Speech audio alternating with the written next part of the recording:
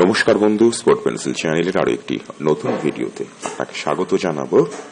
বৃহত্তর ইস্টবেঙ্গল পরিবার গঠনের স্বার্থে আপনি যদি আমার চ্যানেলটিকে এখনো পর্যন্ত সাবস্ক্রাইব না করে থাকেন তাহলে দয়া করে সেটা করবেন এবং একটা বড় ইস্টবেঙ্গল পরিবারের সদস্য হওয়ার নিমন্ত্রণ জানাই আপনাকে। আনোয়ার আলীকে নিয়ে শেষ পর্যন্ত কি ইস্টবেঙ্গল ক্লাব আদালতে যাবে, এরকম একটা সম্ভাবনার জায়গা কিন্তু ভীষণভাবে তৈরি হয়েছে।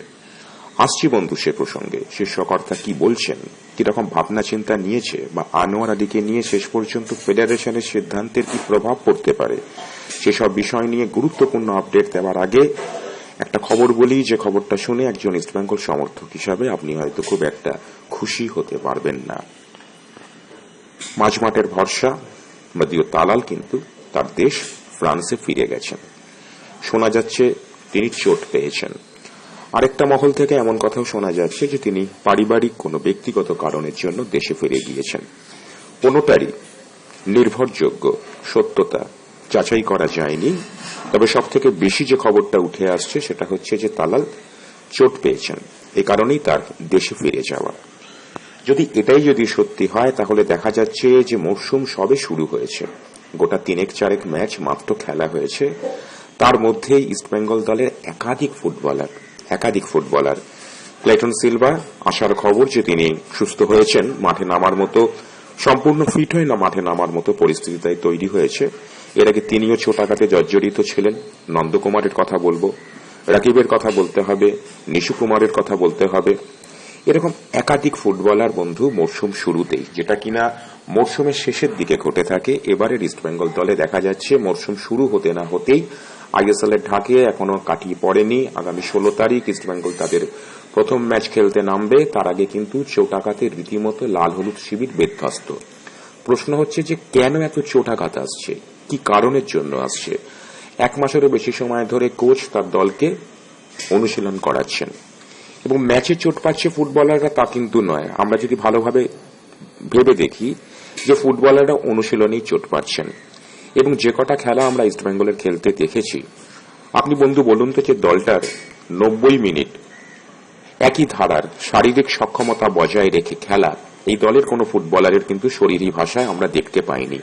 দলটাকে অনেক স্লথ দেখাচ্ছে, যত সময় এগোচ্ছে দলটাকে ক্লান্ত মনে হচ্ছে, চোটাঘাতের বিষয়টা তো ঝুলেই আছে। সব মিলিয়ে বন্ধু দলের প্রস্তুতি কিন্তু খুব একটা ভালো হয়েছে বা হচ্ছে বলে কিন্তু একেবারেও মনে হচ্ছে না।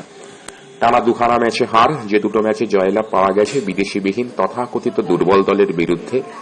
একটু শক্তিশালী দলের বিরুদ্ধে পড়লে, তাও কি লাজুংকে কি শক্তিশালী দল আদৌ বলা চলে? কোন রকমে তারা অবনমন বাঁচিয়েছে। সেই আই লিগ খেলা লাজুংয়ের কাছে রীতিমতো নাস্তানাবদ হয়েছে, গতির কাছে। আসলে দলটার শারীরিক সক্ষমতা নেই বলেই গতি সমৃদ্ধ কোন দলের কাছে এই দলটার দাঁড়ানো ভীষণ কঠিন কাজ। একটা প্রশ্ন ভীষণভাবে উঠে আসছে যে দলটায় যিনি ফিজিক্যাল ট্রেনার রয়েছেন তার ভূমিকাটা কি, তিনি কি করছেন, সহকারী কোচ তিনি বা কি করছেন। আমি বেশ কিছুদিন আগে একটা ভিডিওতে দাবি করেছিলাম বন্ধু, একজন ভালো মানের ভারতীয় কোচকে ইস্টবেঙ্গল ক্লাবের অবিলম্বে সহকারী কোচ হিসাবে নিয়োগ করা অত্যন্ত প্রয়োজন। একই সঙ্গে বলবো বন্ধু, ওই স্প্যানিশ সহকারী কোচকে এবার বিদায় জানানোর সময় হয়েছে। এটা আজ আমি বলছি, এই মাসের মাঝামাঝি থেকে অসংখ্য ইস্টবেঙ্গল সমর্থকও বলতে বাধ্য হবেন যদি পারফরমেন্সের কোন রকম গ্রাফ উপরে না ওঠে।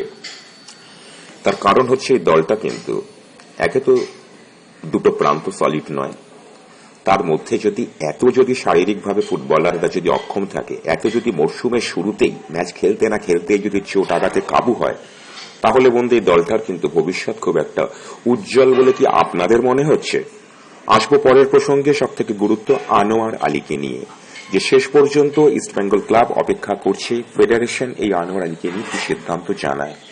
সেই সিদ্ধান্ত যদি ইস্টবেঙ্গল ক্লাবের মনঃপুত না হয়, বা সেই সিদ্ধান্ত যদি আনোয়ারের ফুটবলার জীবনে কোন রকম ভাবে প্রভাব ফেলে, তাহলে ইস্টবেঙ্গল কিন্তু বসে থাকবে না। তারা কিন্তু আইনের পথে যাবে, আদালতে যাবে এর বিচার চাইতে। এমনকি শীর্ষকর্তা এমনও ইঙ্গিত দিয়েছেন যে প্রয়োজনে তিনি ফিফারও দ্বারস্থ হবেন। এবং আমরা জানি যে ফিফা এক্ষেত্রে কিন্তু সবসময় ফুটবলারদের স্বার্থটাই দেখে। তার কারণ একজন ফুটবলারের পা থেকে ফুটবল সরে যাক, তিনি ফুটবল থেকে দূরে থাকুন, এটা কখনোই বিশ্ব ফুটবলের সর্বোচ্চ নিয়ামক সংস্থা ফিফা চায় না। কেন এমন পরিস্থিতি হলো? সমস্যা হচ্ছে যে আনোয়ারের বিষয়টা কিন্তু ঝুলে আছে। শোনা যাচ্ছে যে তাকে নাকি একটা বড় অঙ্কের জরিমানা করা হবে। ইস্টবেঙ্গল ক্লাব তাদের মতন করে সিদ্ধান্ত নিয়েছে যে জরিমানার পরিমাণটা যদি স্বাভাবিক হয় তাহলে তারা আর বিতর্কে হাঁটবে না, তারা জরিমানাটা দিয়ে দেবে। কিন্তু যদি দেখা যায় যে একটা অস্বাভাবিক পরিমাণের বিপুল পরিমাণ অর্থ জরিমানা হিসাবে ধার্য করা হলো, সেক্ষেত্রে কিন্তু ইস্টবেঙ্গল সেই পরিমাণ অর্থ কিছুতেই দেবে না। এরকম একটা সিদ্ধান্ত তারা তাদের মতন করে নেওয়া গেছে, যেটা ঘনিষ্ঠ মহল সূত্রে জানা যাচ্ছে। সেক্ষেত্রে ফিফার দ্বারস্থ হওয়া বা আদালতে যাওয়া ছাড়া ইস্টবেঙ্গলের সামনে কোনো উপায় থাকবে না। এর থেকেও বন্ধু আর একটা বড় খবর আনোয়ারকে নিয়ে আসছে, তাকে নাকি ব্যান করা হবে।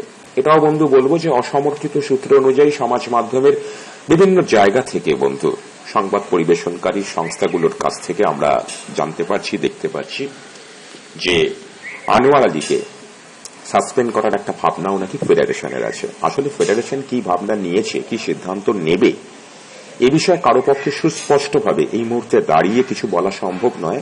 তবে অনুমান করে এটা বলা চলে যে তাদের মধ্যে, ফেডারেশনের মধ্যে এমন একটা ভাবনাও থাকতে পারে যে আনোয়ার আলীকে ব্যান করা। সেই সূত্রে ক্লাবকে ব্যান করার একটা ভাবনাও আসছে। কিন্তু আমার ব্যক্তিগতভাবে মনে হয় না যে এত বড় সিদ্ধান্ত এই মুহূর্তে ফেডারেশন নিতে পারবে বলে। কিন্তু আনোয়ারের ক্ষেত্রে যদি একটা ব্যান করা হয়, ক্লাবের কথা ছেড়ে দিলাম, কারণ মোহনবাগানের একটা বিপুল চাপ আছে, ক্ষতিপূরণ আদায়ের একটা চাপ আছে, সব মিলিয়ে আনোয়ার বিষয়টা নিয়েছে যেরকম বেশ কিছুদিন যাবৎ জলঘোলা জল্পনা কল্পনা চলছে, এই বিষয়টা নিয়ে কিন্তু আরো বেশ কিছুদিন জলঘোলা চলবে। আনোয়ারের বিষয়টি নিয়ে কিন্তু এখনই চূড়ান্ত কোনো সিদ্ধান্তে আমাদের কারো পক্ষেই আসা সম্ভব হচ্ছে না। ধন্যবাদ।